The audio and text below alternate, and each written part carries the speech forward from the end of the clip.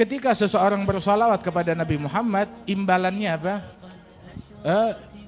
Man shalla alayya salatan wahidatan sallallahu alaihi biha asyara. Yang salawat kepadaku satu kali, Allah akan membalas dengan bersalawat kepada hamba tersebut 10 kali. Kita salawat kepada Nabi sekali. Salawat kita, salawat dari orang yang lalai, yang mulutnya kotor, dibalas dengan salawat dari Allah 10 kali. Allah yang maha suci, yang maha agung, yang maha mulia, yang maha besar subhanahu wa ta'ala. Salawat buat siapa? Buat kita. Begitu. Berapa kali? 10 kali. Sahibul Ratib Al-Imam Abdullah bin Al-Haddad waktu menyebutkan hadis ini, dia bilang asal tahu aja, satu salawat dari Allah untuk hamba itu cukup untuk keperluan hamba tersebut dunia dan akhirat. Satu salawat dari Allah untuk hamba. Bagaimana kalau 10 salawat sebagai imbalan dari satu salawat yang kita berikan kepada Nabi besar Muhammad sallallahu alaihi wasallam. Makanya Nabi suruh kita salawat yang banyak. Bukan Nabi mau ngambil untung, biar kita yang dapat keuntungan dengan salawat kepada Rasulullah sallallahu alaihi wasallam. Sebab dijamin amaluna bainal qabul wa raddiha. Amalan kita antara qabul, diterima atau ditolak. Semua amalan.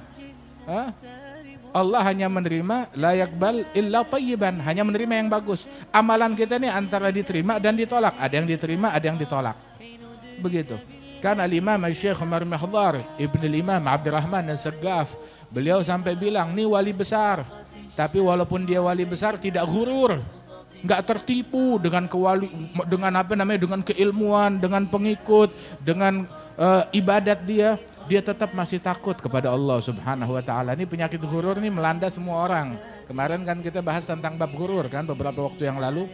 Itu melanda semua orang. Ghurur, tertipu dengan ilmunya, tertipu dengan ibadatnya, tertipu dengan pengikutnya, tertipu dengan followernya, tertipu dengan kepandaiannya dalam bicara, dalam ini itu segala macam, dengan hartanya, banyak.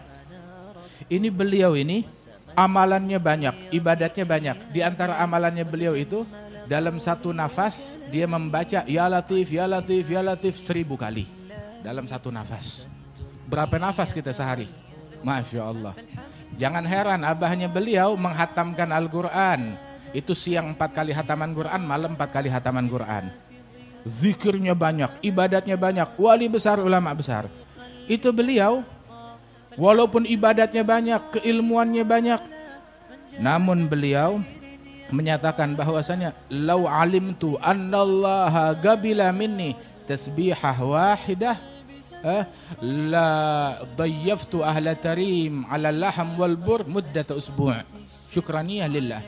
Seandainya saya mengetahui kalau Allah menerima amalan saya berupa 1 kali ucapan subhanallah diterima oleh Allah, saya bakal bikin syukuran. Syukurannya apa? Saya undang penduduk kota Tarim, saya jamu bukan sekali makan. 1 minggu saya jamu mereka, pagi, sore, siang, malam. Saya jamu mereka dengan gandum dan daging selama 1 minggu sebagai syukuran karena Allah menerima ucapan subhanallah. Nah, begitu. Amalan kita antara qabul dan ditolak. Walaupun orang udah amalannya bagus tapi selalu takut amalannya enggak diterima oleh Allah subhanahu wa ta'ala. Kan Sayyidina Ali bin Abi Thalib bilang, kunu bi qabulil amal aham ilaikum minal amal. Jadilah kalian fokus memprioritaskan qabulnya amalan, itu lebih penting daripada amalan itu sendiri. Sebab la yagillu ma'al qabulil amal. Amalan kalau dapat qabul diterima oleh Allah enggak dikit. Walaupun secuil tapi diterima oleh Allah banyak. Tetapi amalan yang banyak kalau enggak qabul, kalau enggak diterima buat apaan? Enggak diterima oleh Allah subhanahu wa ta'ala.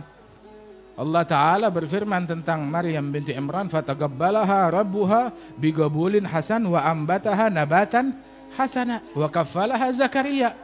Ketika Allah ta'ala menerima qabul satu niat salihah, Rabbi ini nadartu laka lima fi batni muharraran. Saya nazar yang di kandungan saya mau wakafkan di jalan Allah. Enggak tahu yang lahirnya perempuan, tapi yang ini digobul, diterima oleh Allah Ta'ala, manfaatnya banyak, besar hingga lahir Nabi Isa dengan segala mukjizatnya dan keistimewaan dan kemuliaannya beliau. Alhasil, amalan kita nih antara gobul dan ditolak, kita nggak tahu. Tetapi ada satu amalan yang dijamin pasti diterima. Apa amalan tersebut? Sholawat kepada Nabi Muhammad.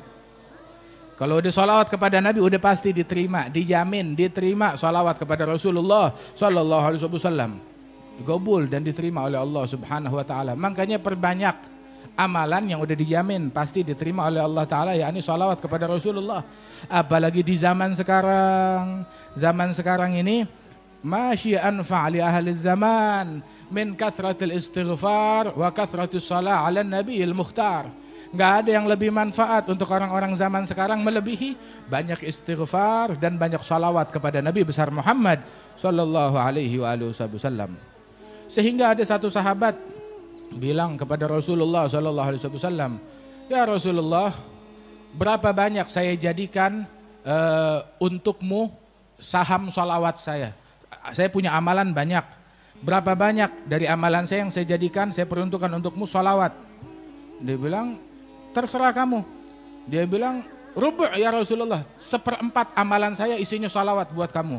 Masya Allah, bagus. Fa in zidta ala dzalik fahuwa ahsan. Kalau kamu bisa kasih lebih baik lagi. Kalau begitu 1/3-nya, bagus. Kalau lebih baik lagi. Kalau begitu setengahnya, bagus kata Rasul. Kalau lebih baik lagi. Kalau begitu 2/3 isinya salawat. Rasul bilang bagus. Fa in zidta ala dzalik fahuwa ahsan. Kalau kamu bisa lebih, maka lebih baik untuk kamu. Hingga dia bilang, kalau begitu 100% amalan saya salawat kepada Rasulullah Sallallahu Alaihi Wasallam. Jadi dia ada waktu tertentu tuh, begitu, wiridnya semuanya salawat kepada Rasulullah.